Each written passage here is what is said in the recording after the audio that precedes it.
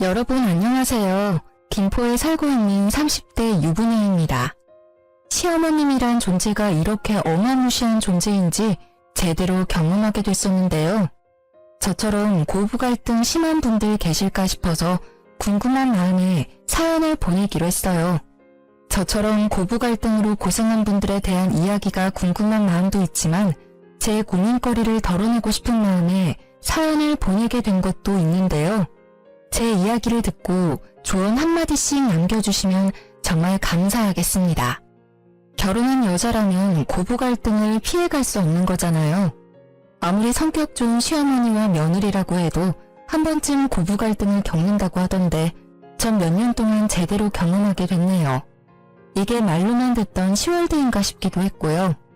남편은 외동아들로 형제가 한 명도 없는데요. 게다가 아버지 없이 살았다고 합니다. 어머님께서 18살 때 제 남편을 낳았다고 해요. 남편한테 직접 들은 얘기인데 어머님께서 어릴 때 같은 학교 남학생과 실수로 잠자리를 가졌고 그 후 오로지 어머님께서 남편을 책임졌다고 해요. 남자 쪽에서 당장 애 지우라고 요구했음에도 낙태 비용만 받고 결국 애를 지우지 않았다네요. 어머님은 그런 남자와 평생 살 바에 그냥 본인 혼자 책임지는 게 좋겠다 생각했다고 해요. 남편은 살면서 아버님을 뵌 적이 없어요. 아버님 쪽에서 남편이 살아있다는 소식을 듣고 한번 만나봤으면 한다고 말했음에도 오히려 남편이 만나고 싶지 않다고 거절한 상태였어요. 남편이 외동아들이라고 해서 엄청 곱게 자랐을 거라 생각했었는데 꼭 그렇지만은 않았어요.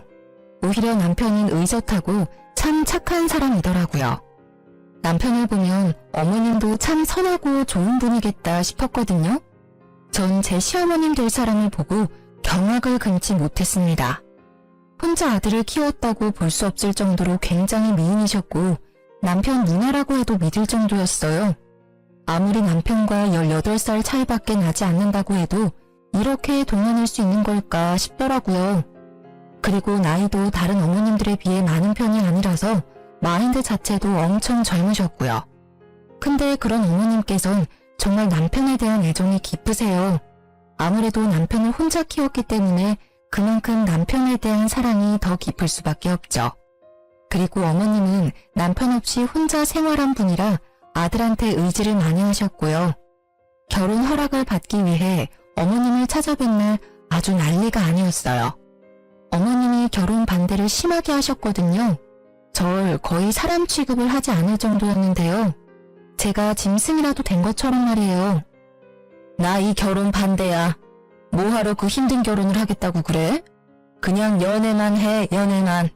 엄마, 도대체 왜 이 사람이랑 결혼 못하게 반대하는 건데 이유나 들어보자.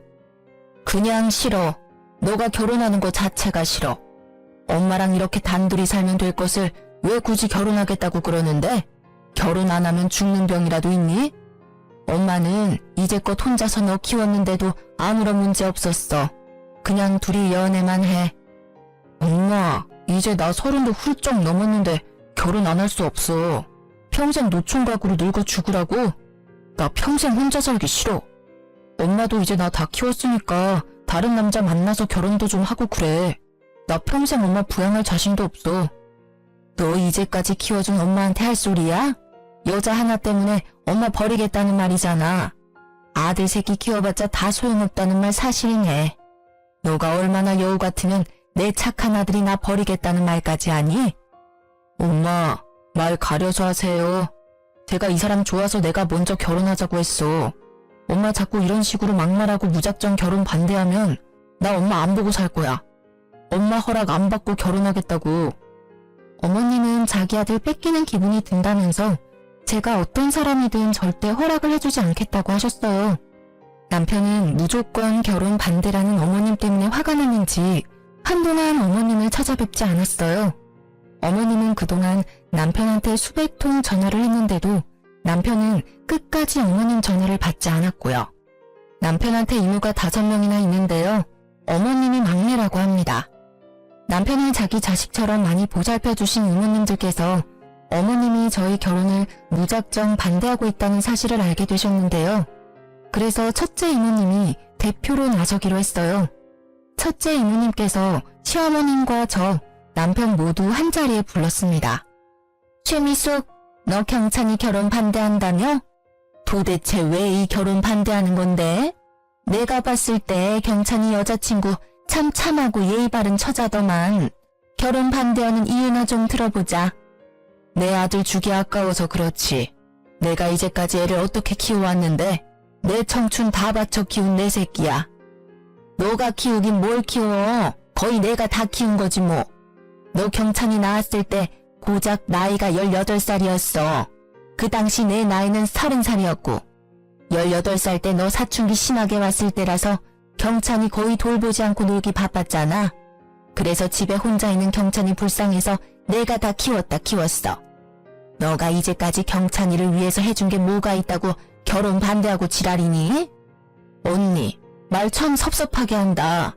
그래, 언니 말대로 나 경찬이 낳기만 했지 언니가 거의 다 키운 놈이야. 그래도 내 배 아파서 난 내 새끼인데 내가 결혼 반대도 못해? 경찬이 평생 이렇게 너 옆에 끼고 살겠다고? 너 진짜 욕심 과하다. 너 하나 행복하겠다고 아들 행복까지 뺏으면 어쩌자는 거야? 너 그렇게 욕심 많은 상태로 늙으면 추하다는 소리밖에 못 들어. 경찬이가 우리한테도 결혼 허락 받으러 왔을 때 울더라. 너 때문에 힘들다고. 지금 이 여자친구랑 결혼 못하면 평생 후회할 것 같다더라. 그러니까 너 욕심 덜어내고 허락해줘. 내가 봐도 좋은 애 같아. 이모님들 도움 덕분에 저와 남편은 결혼할 수 있었는데요. 결혼 허락을 받는 것부터 순탄치 않았지만 그래도 무사히 결혼할 수 있었어요. 그렇게 남편과 결혼한 뒤로 한동안 별 문제 없이 잘 지내고 있었는데요. 결혼 생활을 하면서 느낀 점 한 가지가 있는데 그건 어머님이 정말 인기가 많다는 거였어요.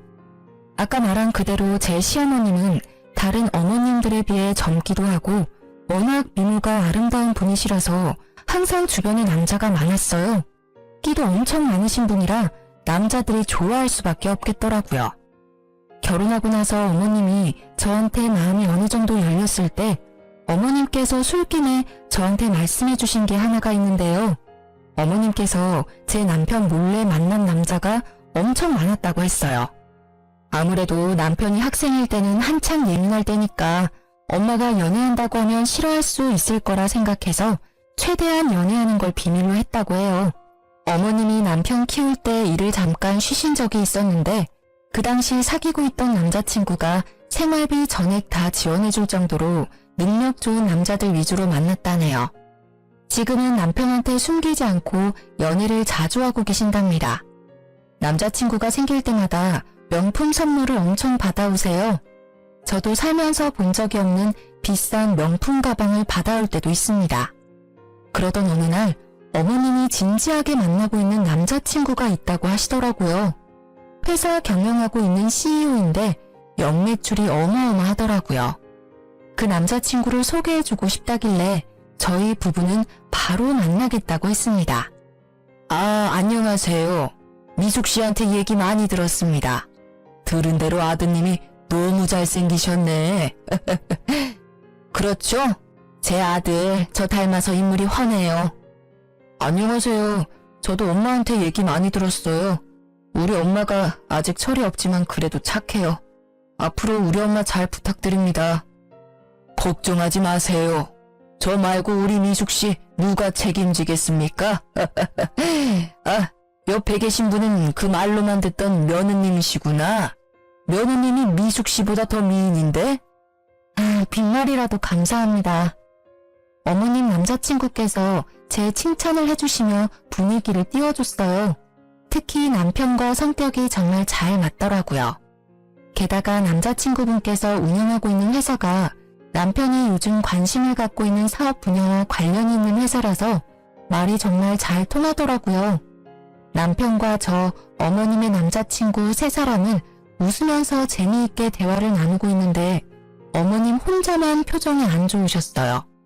그래서 표정이 안 좋은 이유를 물어봤는데요. 어머님, 표정이 안 좋으세요. 어디 불편한 거라도 있으세요? 그러네. 엄마 어디 아파? 아프면 내가 약이라도 사줄까?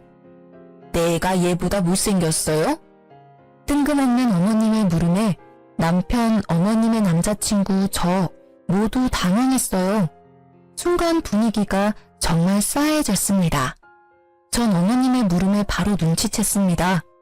어머님의 남자친구분께서 제 칭찬을 했던 게 마음에 들지 않았던 거였어요. 그게 무슨 말이에요?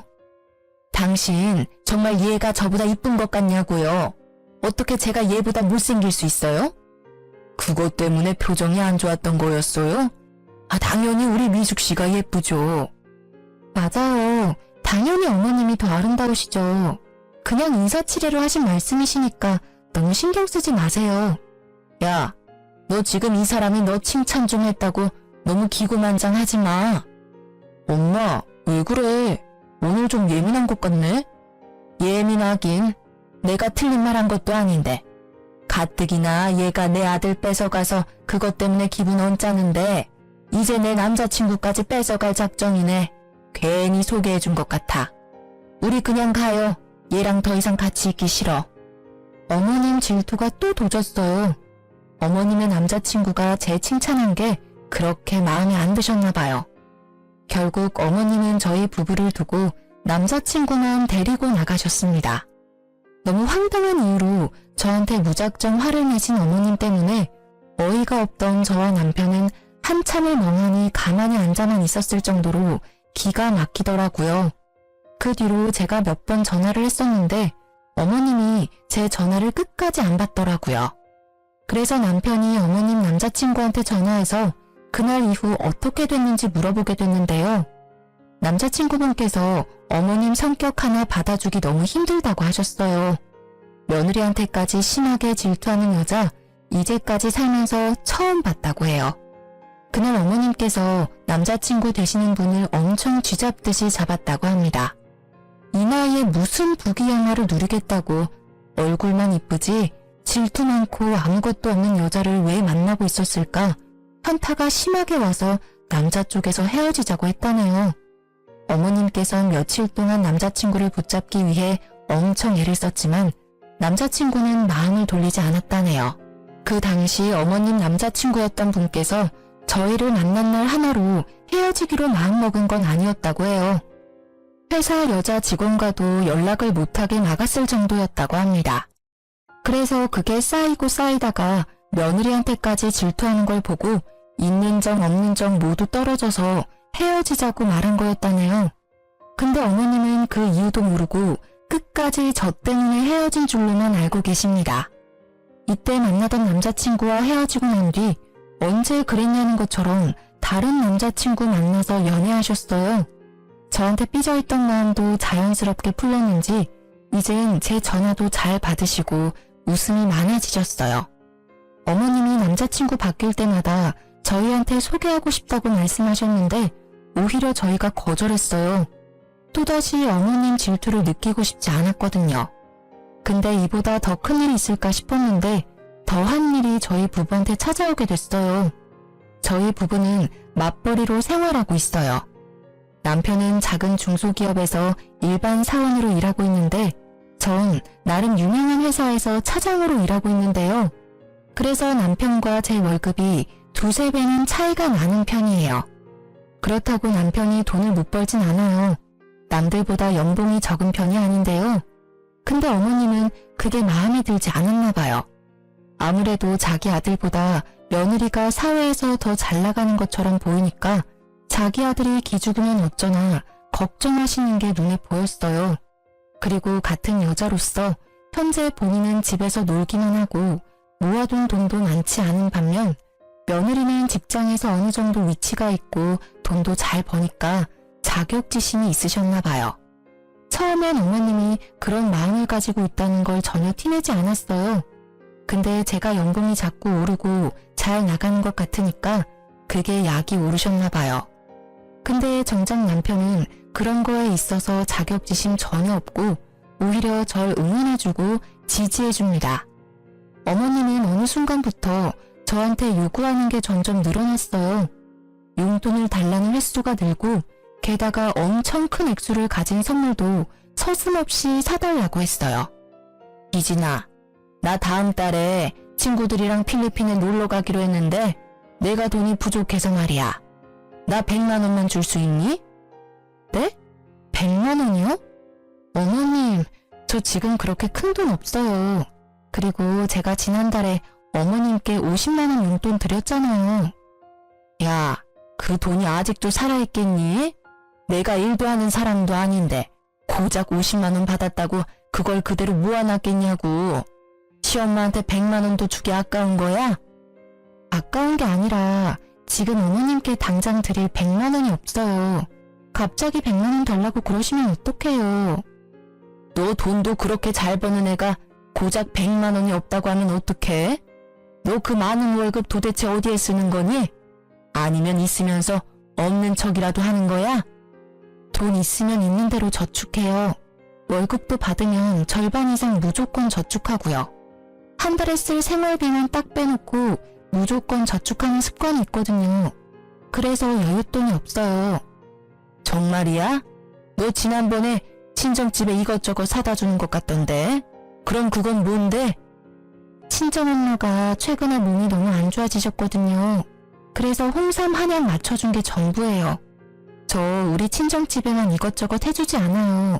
오히려 해줬으면 어머님께 더 해드렸어요. 지난번에 50만 원 드린 거 말고도 자주 용돈 드리잖아요. 작년 이모님들이랑 여행 가신다길래 500만 원 용돈까지 드렸잖아요.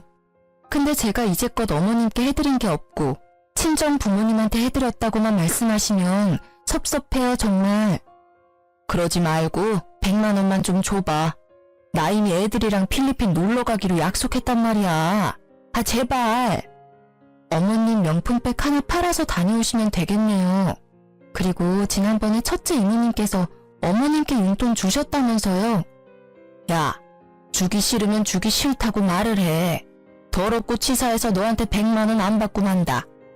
회사에서 차장으로 일하고 있다는 애가 왜 이렇게 치사하게 누냐? 돈 많이 번다는 거 순 다 뻥이네 뻥이야. 너 어디 가서 돈 많이 번다는 말 하고 다니지 마라. 어머님은 절 졸지에 쫌생이로 만들었습니다. 아무리 돈을 많이 버는 사람이라도 항상 시중에 몇백만 원씩 가지고 있는 게 아니잖아요. 저도 돈이 있었다면 바로 드렸겠죠. 전 항상 저축을 하기 때문에 시중에 돈이 항상 많지가 않거든요. 당장 적금 깨서 어머님 여행을 보내드릴 수 없는 거잖아요. 이 사실을 저한테 듣게 된 남편은 화가 머리 끝까지 났습니다. 우리가 은행인 줄 아는 모양이라며 그날 바로 어머님께 따지더라고요. 엄마, 희진이한테 100만 원 달라고 했다며? 우리한테 그 큰 돈이 어디 있다고 그래. 희진이 돈 많이 벌잖아. 너보다 3배 이상 버는 걸로 알고 있는데 당연히 100만 원쯤 갖고 있는 줄 알았지. 있어도 그렇지. 그걸 왜 엄마한테 줘야 하는데? 희진이가 원래 돈 있으면 무조건 저축하는 습관이 있어서 급한 일이 아니면 되도록 그 큰 금액 그냥 가지고 있지 않아. 작년에 엄마 이모들이랑 여행 갔을 때도 그거 그냥 보내준 거 아니야. 희진이가 엄마랑 이모들 여행 보내주고 싶다고 1년 동안 여행 적금 따로 들어놨던 거였어. 희진이는 돈 있다고 막 쓰지 않아. 그렇게 계획적으로 쓴 덕분에 엄마 작년에 여행 편하게 다녀올 수 있었던 거였고 나도 이렇게 좋은 집에서 살 수 있는 거고. 잔소리하고 싶어서 찾아온 거냐? 듣기 싫으니까 그만해. 그냥 엄마한테 돈 주기 싫다고 말하면 되는 걸 요란하게 말하네. 끝까지 내 말 못 알아듣네? 그 뜻이 아니라고 분명히 말했지.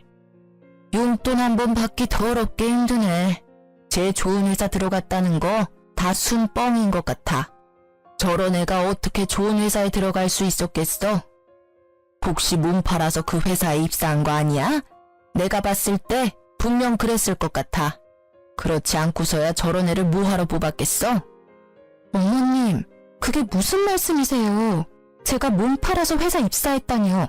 말씀이 너무 지나치세요. 엄마, 말 가려서 못해? 못 배운 사람처럼 그게 무슨 말이야. 당장 이 사람한테 사과해. 어떻게 그런 말을 아무렇지 않게 할 수가 있어? 엄마가 그런 소리 들으면 어떨 것 같은데. 아, 당장 사과해. 내가 뭘 그렇게 잘못했니? 그 정도로 얘가 너무 쪼잔하니까 한 말이지. 그렇게까지 화낼 필요는 없잖아. 엄마, 아무리 그래도 그렇지 며느리한테 그런 말을 하는 사람이 어딨어? 입장을 바꿔서 생각을 해보라고. 만약 이모들이 엄마한테 그런 말 했으면 엄마도 엄청 난리쳤을 게 분명하잖아. 난생 처음으로 전 어머님께 큰 소리를 내고 말았습니다. 남편도 정말 무섭게 화를 냈었고요. 두 사람이 이렇게 화를 내면서 달려드니까 어머님은 처음으로 당황한 모습을 보이셨어요.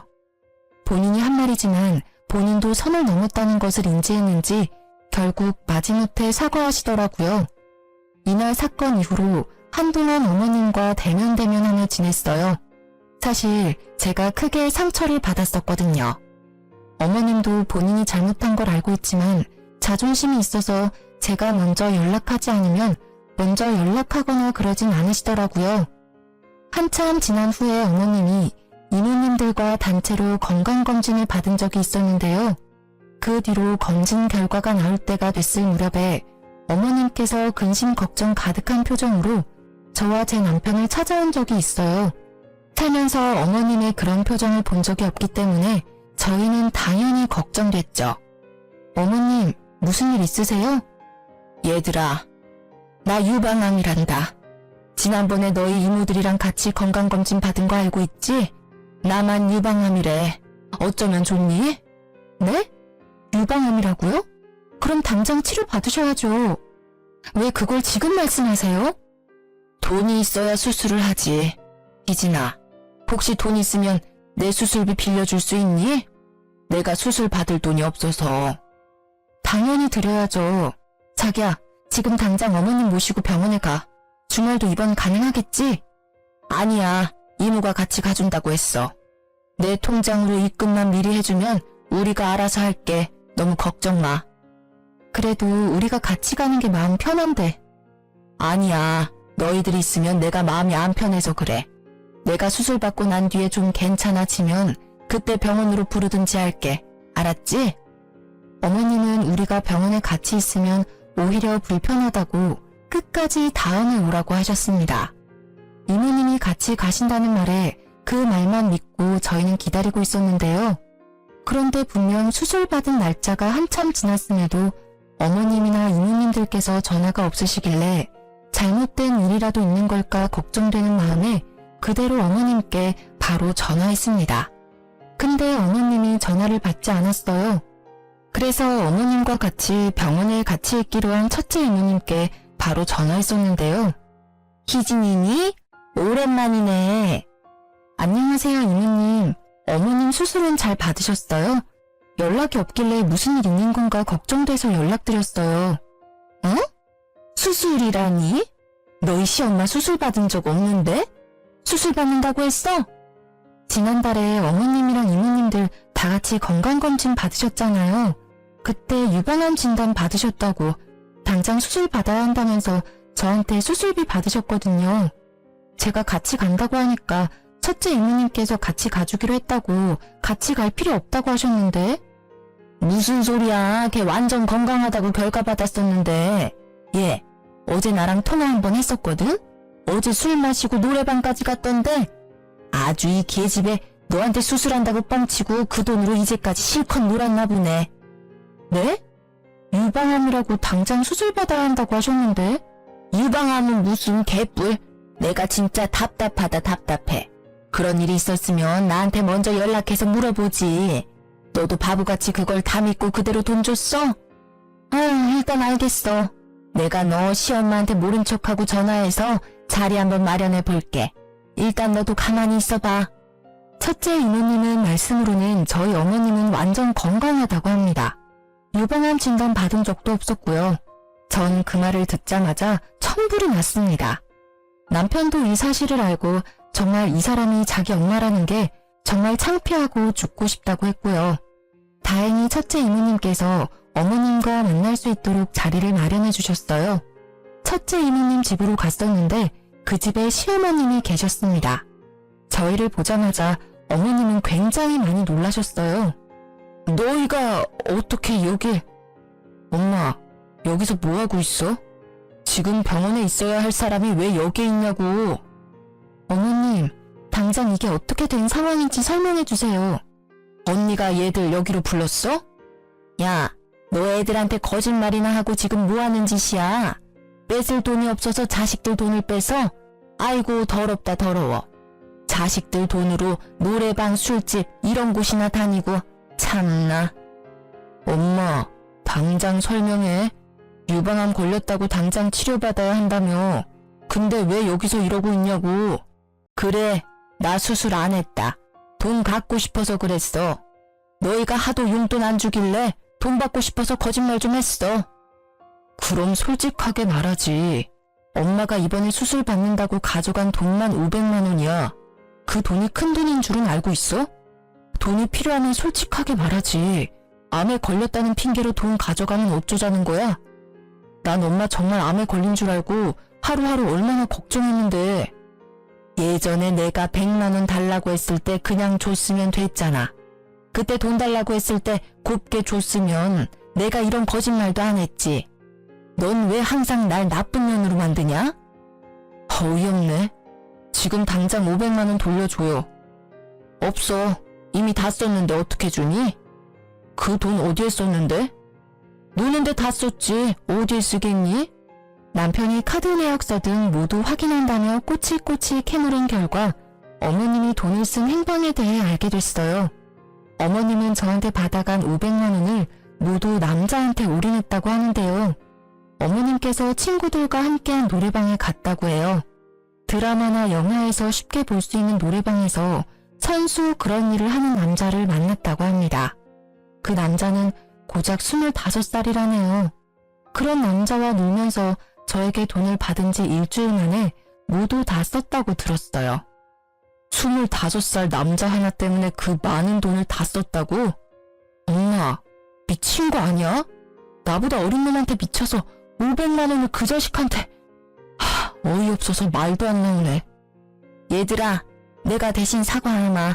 내 동생이 정말 말도 안 되는 짓을 했네. 너 당장 애들한테 사과 못해? 사과 안 해. 내가 왜 사과해야 하는데? 엄마한테 그 정도는 줄 수 있는 거 아니야? 어머님, 그 돈 제 돈이에요. 어머님한테 당연히 드릴 이유는 없네요. 그 돈 당장 돌려주세요. 수술해서 그 돈 쓴 게 아니라면 당연히 돌려주셔야 할 돈 맞아요. 참나, 그 돈이 뭐라고. 그래, 내가 당장 줄게. 내가 돈이 없어서 못 주는 게 아니야. 나 이번에 새 남친 만났어. 그 남친 엄청 부자거든?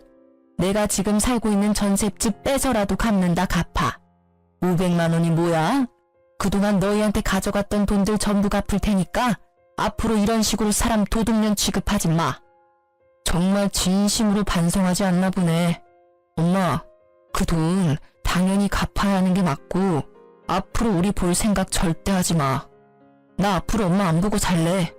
엄마 말대로 집을 팔아서라도 우리 돈 갚으세요. 분명 엄마 입으로 500만 원 말고도 그동안 우리한테 빌려갔던 돈들 전부 갚는다고 했다. 그러니까 늦기 전에 빨리 주기나 해.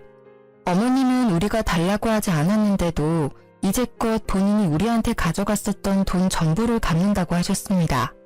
남편한테 그 돈 전부 받아도 괜찮은 걸까 물어봤었는데 이제 엄마 안 보고 살 거고 어차피 남이 된 마당에 그 돈 맞는 게 맞다며 모두 받자고 했습니다.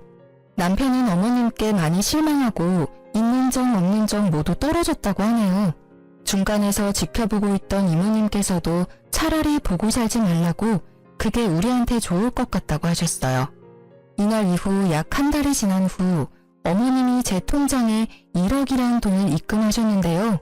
어머님이 본인 입으로 말한 그대로 전셋집을 내놓았다고 하더라고요. 그렇게 돌려받은 전세금을 그대로 저한테 전부 주신 거였는데요. 돈이 입금된 이후 바로 문자가 왔습니다. 이 돈 받고 꺼져라. 앞으로 어디 가서 내 며느리 아들이라고 말하고 다니지 말거라.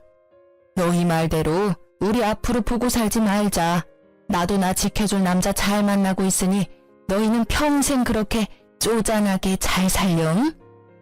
이런 내용으로 문자가 왔었어요.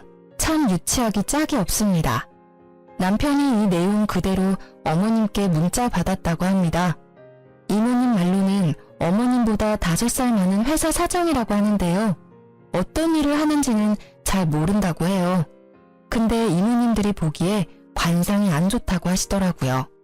팔뚝에 문신이 한가득 있고 게다가 건들건들하게 다니는 걸 보니 건강한 일을 하는 사람은 아닌 것 같다고 했어요. 그래도 입고 다니는 옷이나 끌고 다니는 차를 보니까 돈이 많은 사람처럼 보인다고는 했어요. 그래서 시어머님께서 전세금을 우리한테 선뜻 내준 이유가 다 있어 보인다고 해요. 그렇게 어머님과 거의 1년 가까이 안 보고 지내고 있었어요. 이모님들과는 꾸준히 연락했었고요.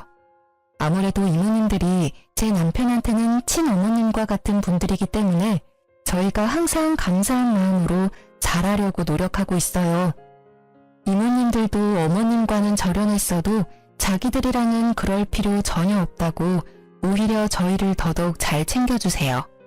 그런데 어머님께서 울면서 저희한테 찾아온 적이 있었는데요. 거의 1년 만에 어머님을 뵀던 거였어요. 갑자기 찾아온 어머님 때문에 저희는 엄청 당황했었는데요. 얘들아, 오랜만이다. 1년 만에 갑자기 찾아와서 놀랬지? 무슨 일로 여기에 오셨어요? 저 어머님이랑 할 말 전혀 없는데요. 그래, 당연히 너 입장에선 내가 꼴도 보기 싫은 게 당연하다. 그래도 내가 너희한테 사과하고 싶어서 얼굴에 철판 깔고 찾아왔다. 늦었지만 내 사과 받아줄 수 있겠니? 왜 이제 와서 사과하세요?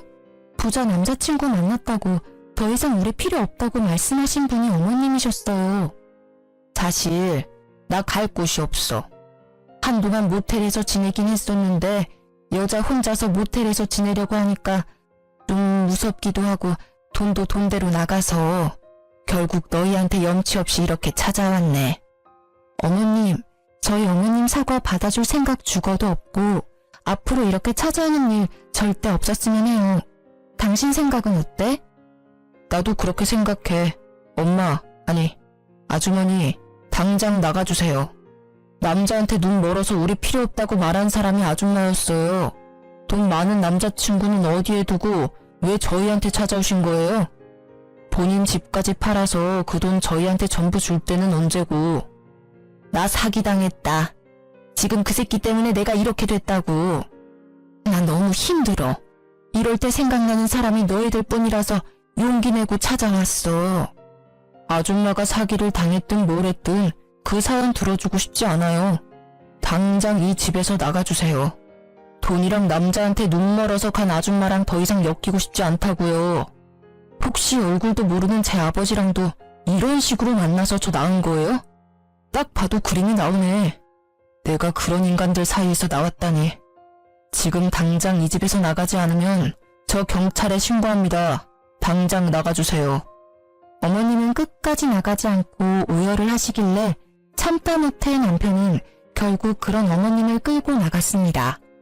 그리고 그날 저녁 첫째 이모님과 전화를 하게 됐었는데요. 이모님들은 어머님과 자주 만나지는 못했었지만 연락은 꾸준히 했다고 해요. 이모님께 듣게 된 어머님의 근황은 생각보다 충격적이었는데요. 전셋집을 팔고 1억이란 큰 돈을 저희한테 주고 난 뒤 몇 달 동안은 큰 문제가 없었다고 해요. 어머님과 남자친구는 서울에 있는 비싼 아파트에서 같이 동거까지 했었을 정도로 사이가 좋았다네요. 근데 그 이후로 남자친구한테 문제가 생겼다고 합니다. 알고 보니 어머님의 남자친구가 주가 조작을 하면서 회사 경영을 하고 있던 인물이었더라고요. 결국 이 문제로 경찰서에 자주 드나드는 것 같더니만 결국 감옥에 갔다고 하는데요. 어머님과 같이 살고 있는 집은 물론이고 남자친구의 차, 건물, 땅 등등 한순간에 사라졌다네요. 그동안 어머님이 남자친구한테 받았던 명품들을 모두 팔아서 입에 풀칠하며 살았다고 해요. 그 돈이 모두 떨어져 결국 저희한테 찾아왔다고 합니다.